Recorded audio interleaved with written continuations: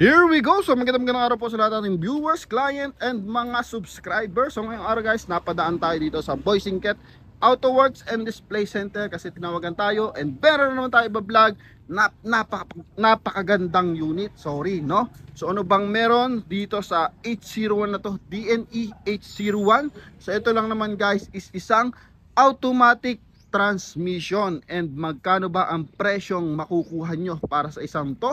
No? So bago po yan, silipin muna natin kung ano bang meron dito sa ating unit na to. So makina na ito mga kaibigan is Toyota 3AU. Yan, so silipin nyo yung kanyang side, baging pintura, yung kanyang under chassis, yung kanyang mags, pure stainless, bago yung lona.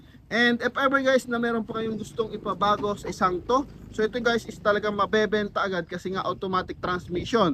Sa loob ng 50 unit, minsan lang tayo magkaroon ng automatic transmission. And sa apat na display center, so minsan lang din magkaroon ng automatic transmission. Kaya ito na yung pagkakataon nyo sa mga naghahanap ng automatic transmission. So ito na yung pagkakataon nyo para makuha nyo itong Toyota 3AU na to. So pakita lang natin yung front area, yung side, tsaka yung interior. No? So pagmasdan nyo mga guys, mga kaibigan, mga ma'am and sir. So coding nyan is Monday 801. Then mapapansin nyo marami siyang ilaw dito sa kanyang bumper. No? Kung naghahanap ka ng liwanag, eto na talaga yung hinahanap natin. Yan. Then may design pa sa kanyang hood. Stainless yan mga kaibigan. Bagong pintura yung kanyang mags, bagong pintura yung kanyang pang ilalim. Yan oh. Yan, yung kanyang axle housing and yung kanyang mga tie rod and etong kanyang mga molye, lip spring. So lahat bagong pintura yung ating under chassis. Yan. So ito guys, unit na to is dito rin siya gawa sa Cavite. Nabili siya last 3 years. And ito guys is binenta ulit dito sa mga display center. And ito kinondisyon ulit, pinaganda yung kaha. And kinondisyon ulit yung makina.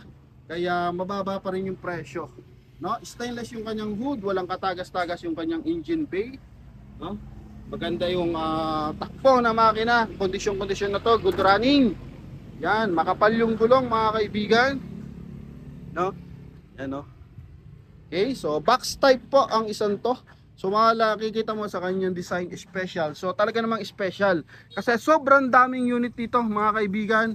Ilang piraso lang yung automatic natin. Yung kulay blue na naka-reserve na. Then ito, so 2 piraso lang. Meron tinatapos dyan na automatic transmission. Pero isang buwan na kasi yun eh. Hanggang ngayon hindi pa tapos. So ganoon katagal mag-assemble ng isang unit. Kaya ngayon guys, eto meron tayo dito automatic transmission. Kaya pwede nyo na itong avail mga kaibigan, no? Yan. So pakita lang natin ang bahagya bago natin presyuhan para naman ma-excite yung ating mga viewers. And para sa atin naman mga viewers na mauubusan ng unit, so huwag kayong mag-atubili. Mag-comment lang kayo dyan sa ating comment section para at least mapansin tayo na may-ari ng display center. And makapag hanap pa sila ng mga owner type jeep na automatic transmission. Okay, so mapansin mo guys, ito automatic transmission po yan. Okay. Oh. Yung kanya naman pong flooring is naka-galvanize. Yan. Yung kanyang dashboard is naka-stainless. Napakaganda ng kanyang steering wheel, no? Corduroy po yung kanyang mga upuan. Yan, no? Corduroy yung kanyang mga upuan. Tingnan natin na medyo malayuan. So bagay na bagay sa mga babae, sa mga tatay natin na gusto nyo regaluhan ng owner. So ito po, match na match po ito pang pa-relax, no? Mapa ano man yan, mapa probinsya man yan or kung saan man yan. So talagang sarap gamitin nito. Lumalagitik pa yung tambutso nito kasi 3AU eh. Isa ang 3AU tsaka 13T sa pinakamagandang bumuga yung tambutso. Kumbaga yung sounds ng kanyang pipe. So maganda yun po yung sounds ng pipe ng 3AU, no? So check lang natin if ever na nandito yung susi, then paandarin natin. Pero kung wala, so viewing lang muna tayo mga kaibigan.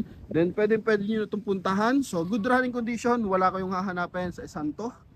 Bago yung lona. And eto nga pala guys, sabi ng may-ari kanina is if ever na meron tayo request kasi eto is hindi pa nila na-update yung sound system, no? Yan, medyo papansin mo kupas yung kanyang sound system kasi 3 years na to nagamit yung kanyang sound system. So eto guys is i-request nyo lang kung ano yung kulay gusto nyo and anong gusto nyo ipadagdag dito sa loob ng unit. So ano na po yan, kasama na po sa presyo na 230,000. So ganun kababait yung ating mga tropa pits dito, mga Lodi kicks dito sa owner type Jeep, no? Yan, then eto guys yung kanyang likuran. Yan, so yung kanyang likuran, stainless pa rin. So paikot po yan, naka-stainless. Then ito guys, yung kanyang top load, syempre. Yan, mapapansin mo kasi dito guys, medyo kupas na siya, no? So maganda pa naman tingnan, yun nga lang, medyo kupas na. So mas maganda niyan, papalitan po nila yan, no? Papalitan po nila yan. Then ito guys, meron siyang 4 na antena, no? 2 sa likod, then 2 sa harapan. Yan, so pasilip natin ng bahagya yung kanyang under chassis. Makapal na makapal po yung kanyang gulong, bagong pintura, no? Yan, pati yung kanyang mga lip spring. So lahat po ng kung anong meron dito sa ating unit na to guys is napakakisig tingnan. Yan. So lona niya, ito, makapal na makapal yung kanyang lona, bagong kabit lang yung lona, oh. Mapapansin mo may mga chok-chok pa eh, no? Okay, box type to mga kaibigan. Halong may pagka-baggy type, no? Medyo mababa pero napakakisig. Yan, oh. So tingnan niyo na malayuan para magkaroon kayo ng idea and sa mauubusan ng unit ay santo. So huwag kayo magtubili, mag-comment lang kayo dito. Pero hangga't maaari, kung kayo talaga interesado sa isang to, so tumawag lang kayo dito sa ating contact number na nasa screen para at least ma-avail nyo na itong ating automatic transmission na to, no? Yan. Singit na rin natin guys, may bago ding dating dito. Full size naman to pero hindi ko pa alam kung magkano yung presyo nito eh, no? Binanggit na pala kanina pala yung presyo, 310 yung presyo nito isang to. So ang kagandahan naman dito guys is RF bus na yung makina, fully aircon mga kaibigan, no? Fully aircon, double cab po yan. So mapapansin mo, naka bull bar yung kanyang front area, stainless yung kaha, no, na kinuha sa sa Bigfoot yung design. And ito yung kanyang sidings. Yan. May kilay, simple lang yung design niya. Galvanized yung pinaka sidings natin. So same is lang to, same stainless. Galvanized yung body. Corduroy din yung upuan, no? Ito yung kanya interior. So ang gandahan lang dito guys, isang to is fully aircon yan mga kaibigan, no? Fully aircon. So ito guys is presyo 210, no? 210. Pakita natin yung likuran. Sliding yan, window. Yan. Sa mga naghahanap ng automatic, hindi pala automatic to, fully aircon, ha? Fully aircon, yung isa yung automatic. Yan. Ito yung kanyang likuran. Bagong assemble lang to. Kasi sobrang dami natin naubos dito na unit. Yan, oh. Bagong assemble, double cab. Description nito is dito tayo sa front area. Pakita lang natin yung bahagya. So galvanized, no? So ang description nito mga kaibigan is fully aircon, double cab, naka steel top, diesel engine, no? Coding niya is Tuesday. So swak na swak sa budget, 310, negotiable pa. So kahit hindi mo nga bawasan yung 310 kasi mababa na yung presyo mga Lodi. Compare mo sa ibang unit, so sobrang baba na to as owner type Jeep. So ito naman is mapapakinabangan mo pampamilya, panegosyo. Kaya swabe, masasabi ko sa iyo, swabe tong santo. Only 310,000 and yun na, nandun na hinahanap mo, no? Sabi mo naka steel top, so ito ginawa nila fully aircon.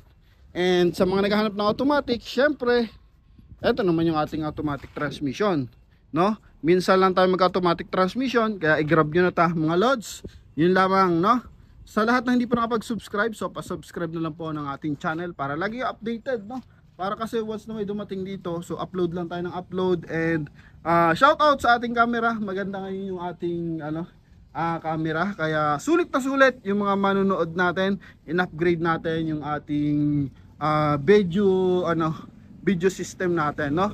Pinalinaw natin yung ating camera. Okay ba yon? So maraming salamat mga kaibigan, and God bless you all. Enjoy your life and God bless.